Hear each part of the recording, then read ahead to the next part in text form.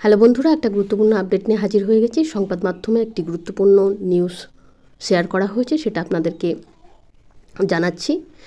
এমতো অবস্থায় যেটা মনে হয় পার্শ্ব শিক্ষকরাই স্কুলগুলো চালানোর জন্য একমাত্র নির্ভরযোগ্য অবলম্বন, যেখানে স্থায়ী শিক্ষক শিক্ষিকা নিয়োগ বন্ধ এবং ডিআইরা যে ধরনের নির্দেশ দিয়েছে বিভিন্ন জেলাতে, বিকাশ ভবন থেকে যে নির্দেশ দেওয়া হয়েছিল, সেখানে আংশিক পার্ট টাইম টিচার নিযুক্ত করা ডিআইদের বিবেচনা সাপেক্ষ এবং তাদের নির্দেশে তৈরি হয়েছে কনফিউশন।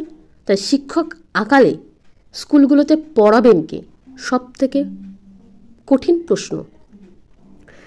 শিক্ষকের আকালে এবছর রাজ্যে একাদশ শ্রেণীতে পঠন পাঠন স্থগিতে বাধ্য হয়েছে একাধিক স্কুল চালাতে অনেক জায়গায় পরিচালন সমিতি আবার ক্লাস প্রতি মাত্র 150 থেকে 200 টাকার মধ্যে দিয়ে বিষয়ভিত্তিক পার্ট টাইম শিক্ষক শিক্ষিকা রাখতে বাধ্য হয়েছে। তা নিয়েও শিক্ষা মহলের সমালোচনার ঝড় বইছে। আপনারা জানেন, ডিআইরা পারমিশন না দিলে বা প্রায় 3 মাস আগে থেকে প্রায়র পারমিশনের জন্য অ্যাপ্লিকেশন না করলে বিষয়ভিত্তিক কোনো রকম টিচার নিযুক্ত করতে পারবে না স্কুল, যাতে পরবর্তীতে তারা স্থায়ীকরণের দাবি তোলে বা স্থায়ী বেতন কাঠামোর দাবি তোলে। এই ভয়ে কিন্তু শিক্ষা দপ্তর থেকে টিচার নিয়োগ, আংশিক টিচার নিয়োগ বা পার্ট টাইম টিচার নিয়োগ, এগুলো কিন্তু চুক্তিভিত্তিক টিচার নিয়োগ, এগুলো এক প্রকার বন্ধের দিকে। তা নিয়েও শিক্ষামহলে যে সমালোচনা ঝড় বইছে, এটা কিন্তু দেখা দিয়েছে। এমন উচ্চ মাধ্যমিক স্কুলের সংখ্যা যে কম নয়, সেটা প্রত্যেকেই জানেন। এবং মে মাসের শুরুতে সংশ্লিষ্ট স্কুলগুলির প্রতি তার পরামর্শ ছিল, যেখানে যে বিষয়ে পড়াশোনা চলছে সেখানে স্কুল চালাতে অবসরপ্রাপ্ত ও পার্ট টাইম শিক্ষক, এমনকি প্রয়োজনে কলেজ ও বিশ্ববিদ্যালয়ের শিক্ষকদের ভিজিটিং ফ্যাকাল্টি হিসেবে নিযুক্ত করা যেতে পারে। কিন্তু গোল বেঁধেছে জেলা পরিদর্শকদের একাংশের নির্দেশ।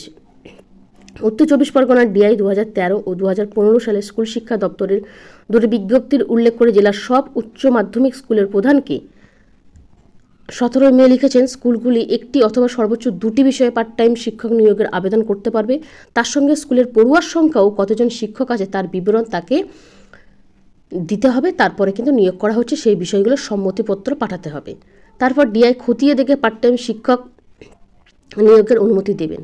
স্কুল কর্তৃপক্ষ যোগ্যতা নিরীক্ষে মাত্র 180 দিন বা 6 মাসের জন্য পার্ট টাইম শিক্ষক নিয়োগ করতে পারবেন, অর্থাৎ একটানা তাকে দিয়ে কাজ করানো যাবে না।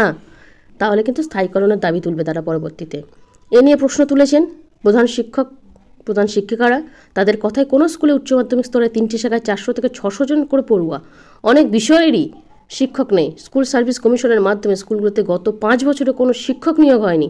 আবার প্রাক্তন শিক্ষাকর্মী পার্থ চট্টোপাধ্যায়ের জামানায় শিক্ষক নিয়োগের বিধি বদলের ফলে মাধ্যমিক স্তরে শুধু গ্র্যাজুয়েট শিক্ষকরাই পড়াচ্ছেন, আর উচ্চ মাধ্যমিকের বিষয়ভিত্তিক যে শিক্ষক নিয়োগের যোগ্যতা মান অনার্স বা পিজি। ফলে একাদশ দ্বাদশে মাধ্যমিক শিক্ষকদের ক্লাস নেওয়ার সুযোগ নেই।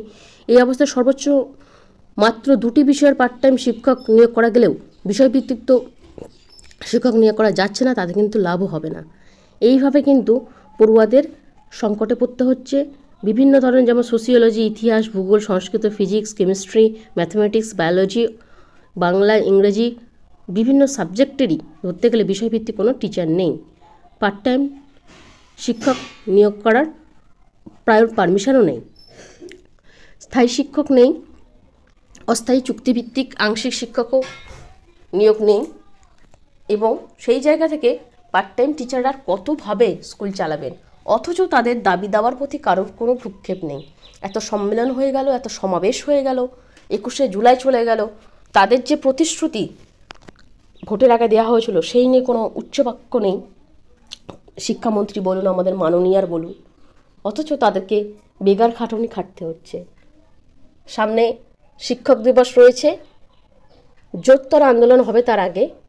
কারণ আপনারা জানছেন, এইভাবে পার্শ্ব শিক্ষকরা কিন্তু বঞ্চিত, অবহেলিত এবং তাদেরকে মুখ বুঝে সমস্তটাই মেনে নিতে হচ্ছে। দেখা যাক, পরবর্তী ভিডিওতে আপনাদেরকে এই ধরনের আপডেট অবশ্যই দেব। আজকের মতো এইটুকু। ভিডিওটা দেখার জন্য ধন্যবাদ।